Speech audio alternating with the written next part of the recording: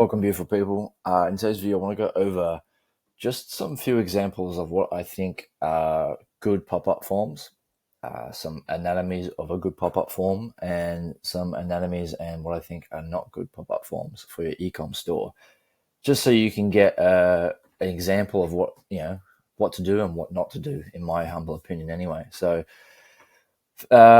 thing with pop-up forms is you want less friction as you can, right? See a lot of stores making 15 different criteria to put their email in. Like, no one's going to do that. So the main thing is less friction, right? You just want it to be as easy as it can for them to really get the benefit or whatever from the store. So let's just have a look at this first one.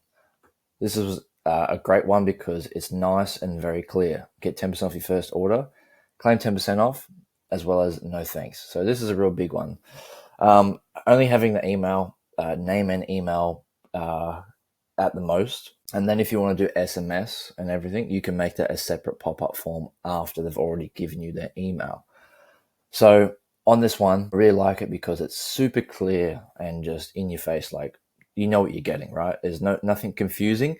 You only have to put your email in, and as well as I like how a lot of stores should do this as well, as having your claim 10% off button or whatever it is, and then having to exit or saying like no thanks or like nah, I don't want 10% off, because it just creates that sort of human psychology like nah, I do want 10% off, so I'll give it to you. So making sure there's those two buttons there. The only thing I would suggest is really to make this exit button hidden with so that this is the main sort of button that they have to press, is actually saying no thanks. So as well as we scroll down, I like this one too because same sort of thing, it's nice. And unlock 15% is right in their face. It's the main primary factor for this pop-up form, and that's really what we want to focus on.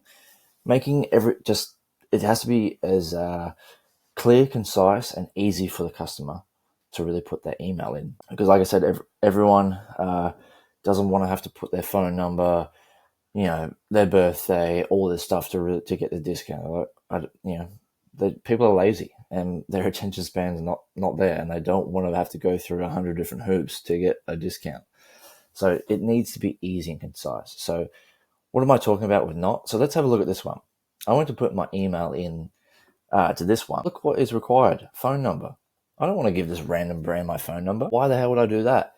So that's what I mean. It's very silly. I see a lot of people doing this. Get the email first, and then after, if you want to incentivize another sort of step or another discount to really hone in getting SMS marketing, do that. But for the first step, this is just stupid. As well as too much copy. It's kind of overwhelming, like all of this. Like, look, compared to this, like, you know what you're getting here. It's nice and big. This one, it's just, it's yuck. It's not easy on the eyes at all. So as well as we come down to this one, I wasn't a big fan of this one either, because it's like, there's just a lot going on. It's not inherently bad. It's not the worst one I've ever seen, but first name, email address, what's your hair texture, phone number is optional, but at the same time, there's too many boxes, right? Someone comes on here, they just see all these boxes, they go, oh, nah, I'm not doing that, I don't even want to bother with it. Too much stuff, right? Make it this perfect, absolutely perfect. So when creating your pop-up form, hammer in the discount as being the main primary. So see how this copy is just nice and big. Same with this one. Unlock 15% is bigger than the rest of the copy. Hone in that sense. Aim for just having their email address or name and email, but I would say just get their email, depending if you want to do. If you already have their first name, sorry. So, and like I said, don't make phone number required as well, because this is just silly.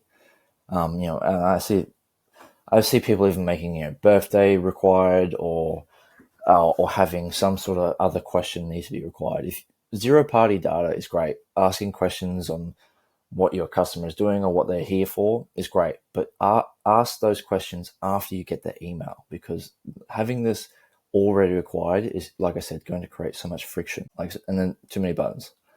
So I'll make this video short and clear, but focus on this being nice and clear, like I said, and you'll be sweet. And this will, I wouldn't be surprised if this is converting 10% plus of buyers of customers visiting the website. Same with this one. And I'd be very surprised if this is pushing more than 4 or 5%. Like, it's not great in my opinion. So this is just a quick one for me today. Focus on your pop-up forms being like this, and in my opinion, you'll see great results. Aim for 10% of your customer base and more for your pop-up form. That's sort of what you want to aim for, 10% of customers. So yeah, that's me for today. Anyway, if you would like to get in contact with me about helping your e-com store with your email marketing, you can contact me below my socials. You can also grab my 7-step e-com checklist to make every sale or every email a sales frenzy. Anyway, that's me logging off for today. Appreciate your time. Cheers.